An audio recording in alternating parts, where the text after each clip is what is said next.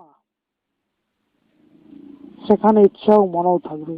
মনের থাকাতে সংসারও সাথে থাকবে। কেননা মন চাইতো এক ক্ষণমাত্রে হাজার ব্রহ্মাণ্ড বানাতে পারে। অতএব বিচার করলে এই মালুম হয় যে সংসার থেকে পিণ্ড ছুটা অসম্ভব।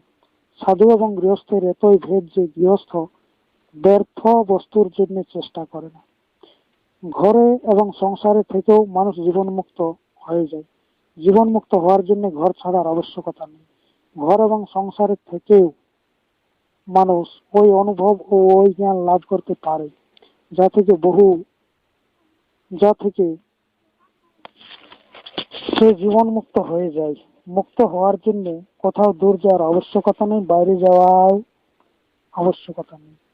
সব আমাদের পাশে আছে, আমাদের মধ্যে। অত্যন্ত শান্তিদায়ী বিচার, শরীর থেকে অমর হওয়ার উপায়, সত্য সুন্দর স্বতন্ত্র বিচার, আত্মজ্ঞানের কথা, সৃষ্টি বিজ্ঞান শাস্ত্র, মুক্ত স্বতন্ত্র হওয়ার উপায়, যোগ দর্শন শাস্ত্র, যোগের পরিচয়, যোগ বিজ্ঞান, আসল শান্তি, আসল মুক্তি ও সূক্ষ্ম শরীর, সূক্ষ্ম লোক, স্বর্গ এবং মুক্তির রহস্য নামক পুস্তককে পড়ুন, যেগুলো জ্ঞান শক্তি কোষ গোরক্ষপুর থেকে বের হচ্ছে, সেখান থেকে চেয়ে নিন। এরপর হচ্ছে কি সময় সম্বন্ধে যোগ সাধনের, তাই তো, যে মনকে বাহির থেকে গুটিয়ে এনে ভিতরে অন্তরাত্মার সাথে লাগানোর নাম হলো যোগ। অতএব সাধককে মনের স্বভাবে পরিচিত থাকা অনেক আবশ্যক। মনের স্বভাবে হলো চঞ্চল। চঞ্চলতা হলো সজীবতার লক্ষণ। যে যত সজীব, শক্তিমান ও মানদার হবে, ততই সে চঞ্চল হবে। জীবনহীন, বেজান, জড় এবং মৃত পদার্থে গতি এবং চঞ্চলতা হয় না। কিন্তু যে যত চঞ্চল হয়, যে চঞ্চলতার কারণে যত বেশি থকে, তার ততই আরামের আবশ্যকতা হয়। আরাম করার পর বা একবার শোয়ার পর থকা থেকে নতুন শক্তি এবং নতুন জীবন এসে যায়। ঠিক এইভাবে একবার চিত্র একাগ্র করার পর যখন মনের গতি রোধ করা যায়, তখন আরাম পাওয়া যায় এবং এই মনের ভিতর সেই শক্তি আসে যা দেখে সংসার চমকিত হয়ে যায়। এ থেকেই মন নিজের বশে হয়ে যায় এবং এই মনুষ্য আত্মা পরমাত্মা হয়ে যায়। এক জন্মের নয়, আপনি যদি পূর্বজন্ম মেনে থাকেন তো অনেক জন্মের থকা মন অল্প সময়ের জন্য কোনোভাবে একাগ্র হলে এক অনির্বচনীয় আনন্দ এবং সুখ মিলবে। এই আনন্দকে সমাধি সুখ বা ব্রহ্মানন্দ বলে। এই ব্রহ্মানন্দ বা সমাধি সুখকে লাভ করার জন্য যোগের কাজ করতে হয়। মনের আরাম পৌঁছানো, একাগ্র করা বা বশ করার উপায়কে যোগ সাধন বলে। অতএব যোগ সাধন আরম্ভ করার জন্য এটি অত্যন্ত আবশ্যক যে মনের স্বরূপ এবং স্বভাবে পরিচয় করে নেওয়া।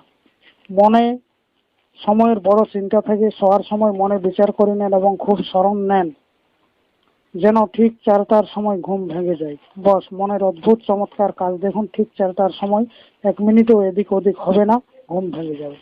কখনো কখনো অলস ব্যক্তি ঘুম ভেঙে যাওয়ার পর এদিক ওদিক করট ঘুরে শুয়েই থাকে। এইরূপ ব্যক্তি উঠতে চায় না, কিন্তু মন নিজের কামে সময়ের ভুল করতে পারে না, সে অবশ্যই জাগিয়ে দেবে।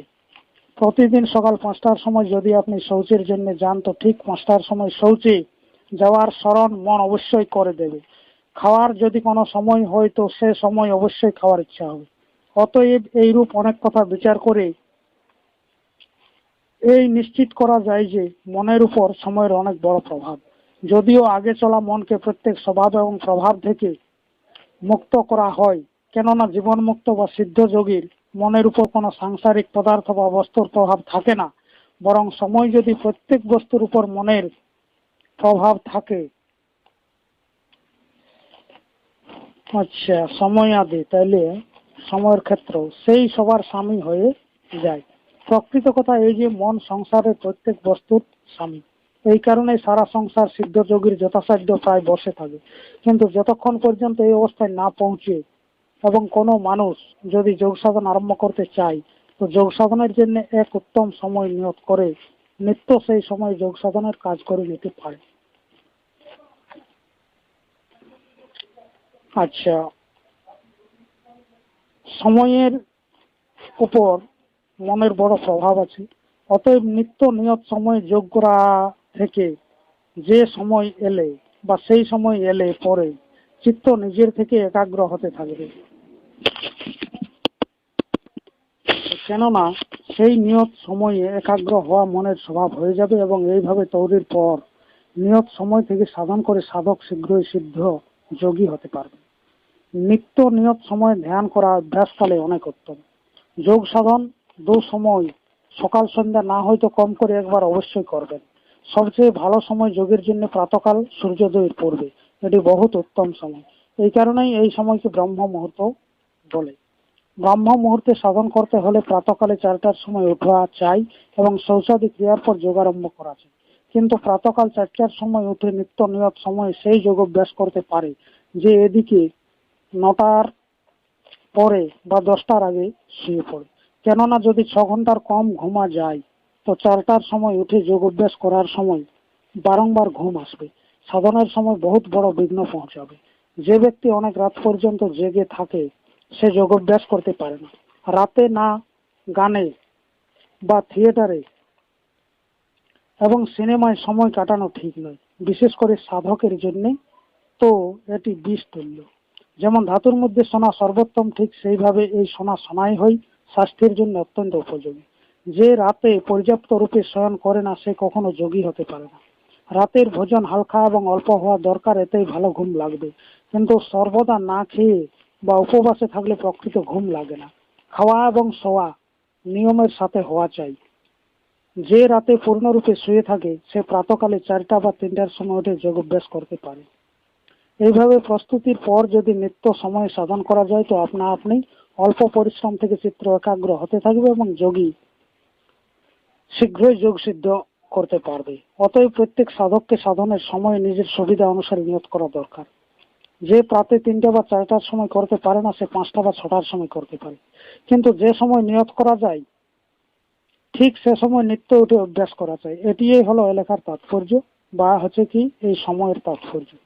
আবার আচ্ছা,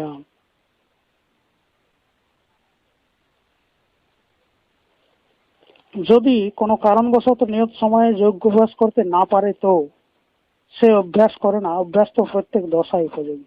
যেভাবেই হোক অভ্যাস করুন। যোগ মানুষের জন্য অমৃত তুল্য। যেভাবেই হোক, যে অবস্থার মধ্যেই হোক, কাজ অবশ্যই করে যান। এইরূপ উত্তম বস্তু কোনোভাবে ছাড়ার উপযোগী নয়। আলবৎ যদি এই নিয়মের সাথে এক নিয়ত সময়ে করা যায় তো যোগ অতি শীঘ্রই সিদ্ধ হয়। আচ্ছা, তাহলে যোগ সাধনের একটা স্থান বা মন্দির কোথায় বা কিভাবে করা যায়?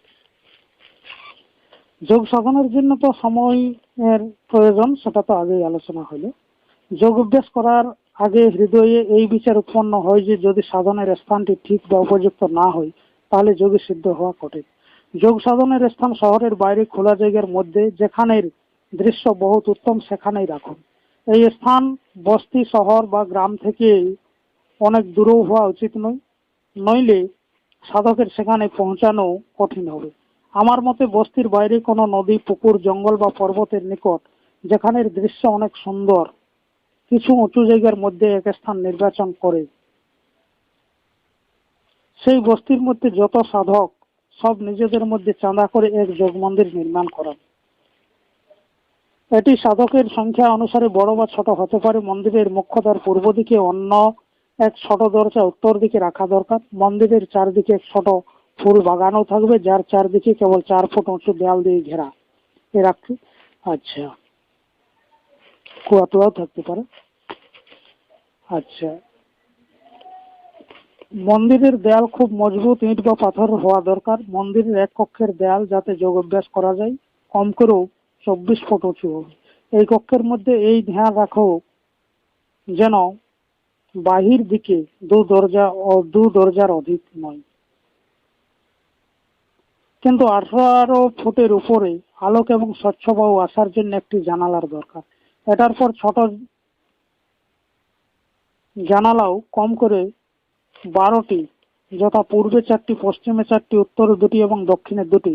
যোগ মন্দিরের দেয়াল, ছাদ এবং নিচ উপর সব জায়গায় মাটি বা পাকা পাথর দিয়ে চিকনাতে হবে।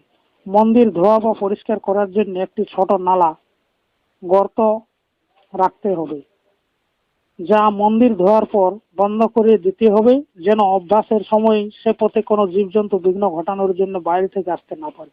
এক ঘরে একবারে অনেক সাধক বসে যোগ অভ্যাস করতে পারে, কিন্তু যে যোগ অভ্যাসী নয় সে ঘরের ভিতর বা ফুল বাগানের মধ্যে যেন না থাকে। ফুল বাগানের ভিতর কেবল এক বা দুই মালি থাকতে পারে, যা রক্ষক হিসাবে অভ্যাস করার সময় চুপচাপ মন্দিরের বাইরে দরজার সামনে বসে থাকবে।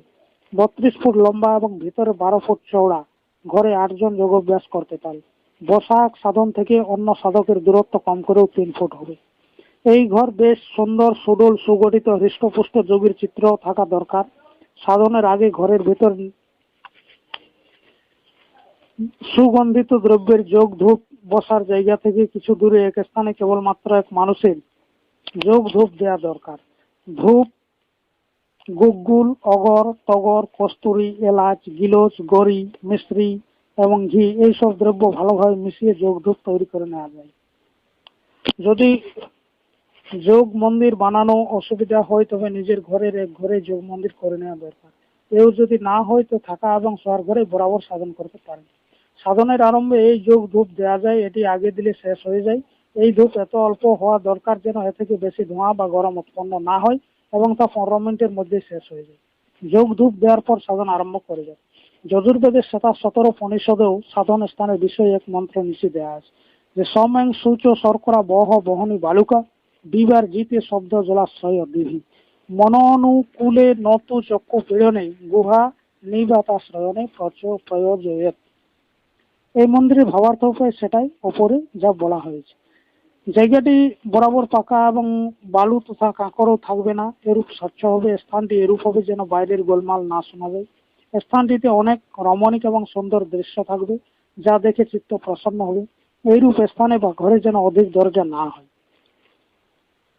আচ্ছা, এইসব কথা সেই হলো যা আগেই আলোচনা হয়েছে বা উপরে বলেছি, তাই তো? আচ্ছা, ঠিক আছে। এরপরে মণি মন্দির বা যোগ মন্দির সম্বন্ধে কিছু আলোচনা করা যায়, তাই তো?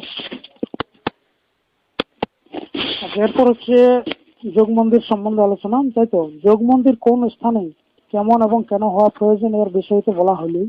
যোগ ধূপ কেন দেওয়া দরকার সে বিষয়েও আলোচনা হয়েছে। এই যোগ ধূপ কোনো দেবতার পুজোয় লাগে না, না হলে না করা থেকে কোনো বড় ক্ষতি হয়। আচ্ছা, বায়ুর স্বচ্ছতাও কেবল স্থানের পরিষ্কার থেকে হবে, তাই তো? অতএব যোগ মন্দিরে নগরের বাইরে স্বচ্ছ স্থানে ফুল বাগানের মাঝখানে বানানো আবশ্যক। স্বচ্ছ স্থানে হওয়ার পরও বাগান এবং মন্দির পরিষ্কার করার প্রতিদিন দরকার। বায়ুকে শুদ্ধ এবং পবিত্র রাখার সাধন হলো এই। ফুলের সুগন্ধ এবং যোগ ধূপের সুগন্ধ থেকে চিত্ত প্রসন্ন হবে এবং চিত্তের প্রসন্নতা যোগী অত্যন্ত আবশ্যক। যদি বায়ু স্বচ্ছ না রয় তো ফুলের সুগন্ধ বা যোগ ধূপ এই অপবিত্র বায়ুর গন্ধকে কেবল দাবিয়ে রাখবে, স্বচ্ছ করতে না পারলেও। অতএব যোগ ধূপের সুগন্ধ কেবল মনের প্রসন্নতা এবং মন্দিরের সুগন্ধ ফেলার জন্য। এখানে সাধনের জায়গা হলেও পরিষ্কারের দিকে বিশেষ ধ্যান রাখা দরকার। ফুল বাগানের এতই পরিষ্কার থাকবে যে এক পাত্রীও সুখে এবং গোপনে থাকতে না পায়। আচ্ছা, শৌচালয়ও এর ভিতর রাখা চলবে না। এর ভিতরে কোনো সাধকও যেন মলমূত্র ত্যাগ না করে। উদ্দেশ্য এই যে সব দিক থেকে পরিষ্কার রাখো। এক কথার ভয় হতে পারে আমি যোগ মন্দিরের সাধনকে একসাথে যোগ অভ্যাস করতে লিখেছি। অনেক লোক এই বলে থাকে যে এতে মনকে একাগ্র করতে বাধা পড়ে। এটা ঠিক নয়, বাধা নয়। এক সঙ্গে যদি সাধন অনেকে করে তাহলে মন প্রসন্নও থাকে এবং অভ্যাস করার সময় মন উৎসাহ দেখা দেয়। এক কথা অবশ্যই আরো যে যোগ মন্দিরে সাধনের সময় বাইরের মানুষকে আনা চলবে না। বাইরের মানুষ বলতে এই যে যোগ অভ্যাস করে না, মনি সমাজের সদস্য হয় না, এখানে এসে সাধন করে না, যে কেবল দর্শক হিসেবে বা কথা বলার জন্য আসতে চাই সেও মন্দিরে এলে অবশ্য আসবে, বিঘ্ন অবশ্য এলেই অবশ্য অভ্যাসে বিঘ্ন ঘটাবে। আলবৎ যে শ্রদ্ধা সহকারে মন্দিরে দেখতে চাই সে অন্য সময় এসে দেখতে পারে, সাধনের সময় নেই। কিছু লোকের সাধন কেবল এই জন্য ফাঁক বা বাদ পড়ে যায় যে সে অসময়ে এবং মন না লাগিয়ে করে থাকে। সাথে করা কেবল এই কথাই নয় যে চিত্ত একাগ্র হবে, এই হবে যে সাধনের সময় ভুল ভ্রান্তি এবং অশুদ্ধিও কম হবে। এক মানুষ যদি কোনো ভুল করে তো অপর মানুষ সংশোধন করে দেবে। সাথে এই সাধকের মধ্যে কম করেও এক যোগী এইরূপ হবে যে যোগবিদ্যা এবং সাধনের সব দিক থেকে পরিচিত, তাহলে ভালো হয়। কিন্তু আমার এই সাধনের এক প্রতি অবশ্যই সেখানে মজুত রাখা দরকার। কোন যোগী ও যদি বিপরীত সাধন করতে বলে তো কখনো করবেন না। স্বসাহায্য সাধক যদি একসাথে থাকে তাহলে পরস্পর অনুভবের কথা বলবে এবং এই অনুভবের শোনা বা দেখা থেকে তথা যোগ সাধনের পড়া থেকে কোথাও ভুল থাকবে না বা সংশোধন হয়ে যাবে। সাথে করলে মনে এই ইচ্ছাও থাকবে যে আমি নিজের সাথী থেকে এগিয়ে যাব। আলস্যও আসতে পারবে না। সাথীর মধ্যে যদি কেউ আলস্য করে তাহলে অপর সাথী তাকে হোঁশ করে দেবে। এছাড়াও যদি কিছু পরিশ্রমের সাধন থাকে বা হয় তো সাথে অপরকে করতে দেখে মন ঘাবড়ে যাবে না, হিম্মত বাড়বে। সাথে অভ্যাস করার অনেক গুণ আছে। গ্রামের সমস্ত সাধক যদি এইভাবে এক জায়গায় সাধন করে তাহলে পরস্পর প্রতি প্রেম ও সহানুভূতিও বাড়বে। এছাড়াও যদি কেউ বা আমি স্বয়ং এই সমস্ত সাধককে 2-3 দিন রোজ শিক্ষা দিই তাহলে সহজ হবে এবং এভাবে তৈরির পর এক মনিবর নগরের সাধককে অনেক বড় সরলতার মধ্যে অল্প দিনে যোগাঙ্গের শিক্ষা প্রত্যক্ষ দেখিয়ে দিতে পারবে। এইসব হয়েও যদি কোনো নগরে যোগ মন্দির না হয় অথবা এর সুবিধা না হয়, কোনো সাধক যদি কোনো কারণ বিশেষে যোগ মন্দিরে পৌঁছতে না পারে তাহলে এর উদ্দেশ্য এই নয় যে সে যোগ অভ্যাসী নয়। যোগ মন্দিরে না পৌঁছা ব্যক্তিও যোগ অভ্যাস করতে পারে। যদি আপনার পাশে একটা মাত্র কামরা থাকে তাহলে তার মধ্যে সাধন করুন, ঘরের মধ্যে করুন, আচ্ছা ঝুপড়ির মধ্যে করুন, ধর্মশালা বা হোটেলের মধ্যে করুন, যেখানে সুবিধা সেইখানেই করুন, কিন্তু করে যান অবশ্যই। যা ওই যাত্রায় আপনি রেলগাড়ির উপর, মোটরের উপর, জাহাজের উপর এবং বিমানের উপরও সাধন করতে পারেন, কিন্তু হওয়া এইরূপ প্রয়োজন যে আপনার সাধনকে যেন অপর কেউ দেখতে না পারে।